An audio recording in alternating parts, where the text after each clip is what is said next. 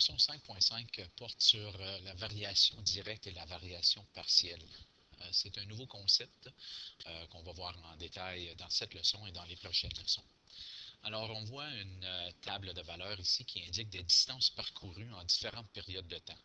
À 10 mètres par seconde, la vitesse est constante.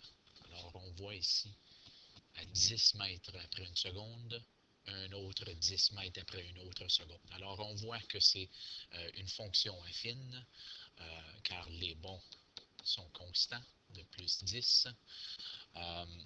Puis, on appelle ce type de relation une variation directe. Car si on recule de 1 ici, puis on trouve notre ordonnée à l'origine, on verrait que ça serait 0,0. Car on enlèverait 10 de ce côté-là aussi. Donc, une variation directe, c'est une équation qui passe par l'origine. Si D est la distance et T est le temps, K serait la constante de proportionnalité. Juste dans un graphique de distance-temps, lorsque c'est une variation directe, on peut écrire l'équation de la façon suivante. D sur T est égal à K. Puis K, tout simplement, c'est la vitesse de voyage. Dans ce cas ici, c'était 10 mètres par seconde. Par exemple, si quelqu'un voyage 200 km en 2 heures, la constante de proportionnalité serait 100 ou 100 km à l'heure. Alors, si Y varie directement en fonction, je vais enlever ça, si Y varie directement en fonction de X, le graphique est une droite qui passe par l'origine, comme j'ai dit ici. Alors, qu'est-ce qu'on doit se souvenir ici?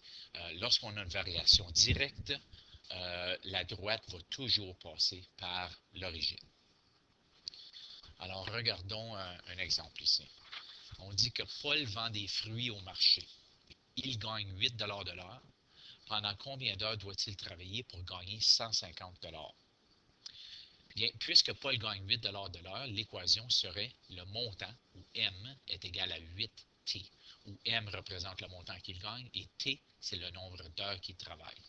Pour trouver combien d'heures Paul doit travailler, attribue 150 dans l'équation. Alors, l'équation est M est égal à 8T. On va remplacer M par 150, car c'est ce qu'on nous a donné. Et ce qu'on cherche, c'est la valeur de T, car on voulait savoir combien d'heures doit-il travailler. Alors, si 150 est égal à 8T, 8 est multiplié à T, donc je dois diviser par 8 des deux côtés pour isoler mon T. Puis 150 divisé par 8, c'est 18,75 est égal à T. Donc, Paul doit travailler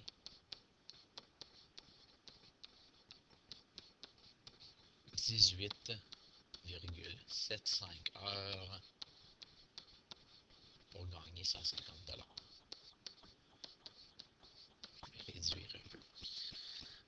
Exemple 2. À sa vitesse maximale, un whippet, c'est une sorte de chien, peut franchir 62 mètres en 4 secondes. À cette vitesse, combien de mètres peut-il courir en 10 secondes? Bien, premièrement, il s'agit de trouver la vitesse que court le chien. Alors, on a D sur T est égal à K. 62 sur 4 est égal à K. 15,5 est égal à K, qui veut dire la constante de proportionnalité. En autres mots, la vitesse que court le chien en 1 seconde. Alors maintenant qu'on sait qu'il court 15,5 mètres par seconde, on va utiliser l'équation de distance-temps. D sur T est égal à K. Nous, on cherche D, donc on va multiplier par T des deux côtés pour isoler notre D. Alors ça donne T est égal à K fois T. On a trouvé la distance, on a trouvé K qui était 15,5 et le temps qui est 10. Donc, en 10 secondes, le whippet peut courir 155 mètres. Okay, passons à l'exemple 3. Le tableau ci-dessous montre le coût d'un banquet. Le coût augmente à mesure que le nombre de personnes augmente. Ceci n'est donc pas un exemple de variation directe, car la droite ne passera pas ou ne passe pas par l'origine. 0,0. Puis comment est-ce qu'on peut voir ça? Bien, si je réduis de 10, puis je réduis de 10, ça me donnerait 0 ici. Si je regarde ici, on a augmenté de 500. Alors, si je réduis de 500 ici, ça me donnerait 200. Oups. Plus 500. Alors, on voit que lorsque x est égal à 0, le coût est 200. Ça, je l'ai montré sur la table de valeur, mais vous l'avez devant vous sur le graphique. Puis on peut voir, ça ne passe pas par l'origine, donc ce n'est pas une variation directe.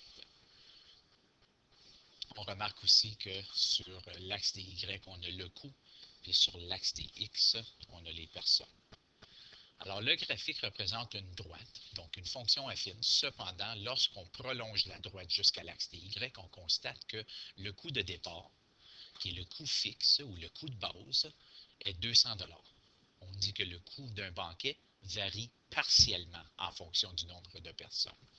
Quand on voit une variation partielle, c'est parce que il y a un coût de base ou un coût fixe associé. Alors, on a l'équation ici, qui est le coût total, est égal à 50, qui est le coût par personne, fois n, qui est le nombre de personnes, plus 200, qui est mon coût fixe. Alors, en général, si y varie partiellement en fonction de x, l'équation prend la forme y est égal à k fois x plus c. Et c, évidemment, ne peut pas être 0, car si c'était le cas, ce serait juste k fois x. Alors, le graphique est une droite qui ne passe pas par l'origine.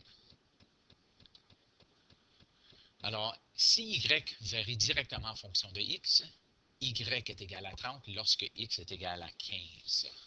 Alors, on a ici l'équation y sur x est égal à k. Puis, j'aurais dû demander quelle est la valeur de k. Ainsi, y est 30 et x est 15. 30 divisé par 15, c'est 2 est égal à k. Alors, la constante de proportionnalité, alors, k est 2 et l'équation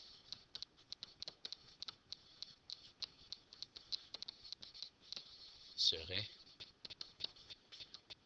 y est égal à 2 fois x. On va revenir à l'écriture des équations dans la prochaine leçon.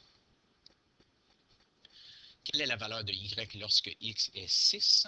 Et si j'utilise la même équation, y est égal à 2x, quelle est la valeur de y lorsque x est 6? Y est égal à 12. Alors, regardons sur le graphique. On a l'équation y est égal à 2x. Ça, c'est l'équation y est égal à 2x. Lorsque x est 0, y est 0. Lorsque x est 6, y est 12. Exemple 5. Émilie vend des actions sur le marché boursier. Elle gagne 2000 $ par semaine, plus une commission de 5 % sur ses ventes. Alors, A, est-ce que c'est une variation directe ou une variation partielle? Bien, c'est une variation partielle. Puis là, je vais réduire mes phrases. C'est partiel, car Émilie gagne 2000 $ par semaine en partant. Peu importe le montant d'actions qu'elle vend. En d'autres mots, sur 0 $ de vente, elle gagne quand même 2000 $. B, écrit l'équation de cette variation. Bien, l'équation est le salaire d'Émilie est égal à 0,05, qui est 5%, fois ses ventes, plus 2000 $. S représente son salaire. Ça, c'est le pourcentage qu'elle fait sur ses ventes. Ça, c'est le salaire de départ.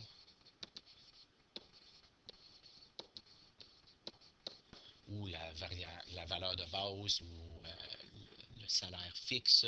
On peut l'appeler ce qu'on veut. Sur l'axe des Y, on va représenter ça avec le salaire en dollars. Et sur l'axe des X, les ventes. Encore en dollars. Alors, j'ai déjà placé la droite et l'équation, qu'on voit que lorsqu'elle fait aucune vente, elle a quand même un salaire de 2000 $.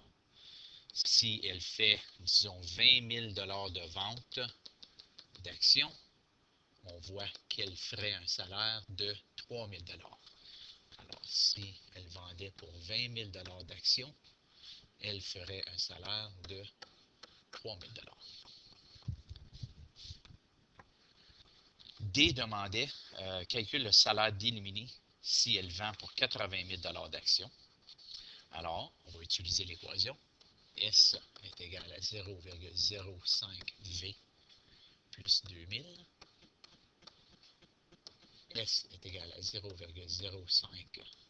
On va échanger ça pour ses ventes de 80 000 $. On va faire 80 000 fois 0,05 qui est 4 000 plus 2000. S est égal à 6 000. Alors, elle gagne 6 000 $ au bout d'une semaine.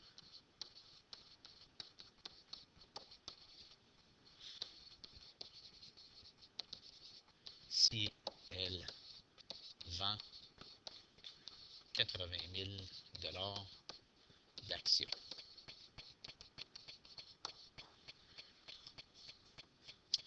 Eux demandaient, si je retourne, combien d'actions a-t-elle vendu si son salaire d'une semaine est 2000 $?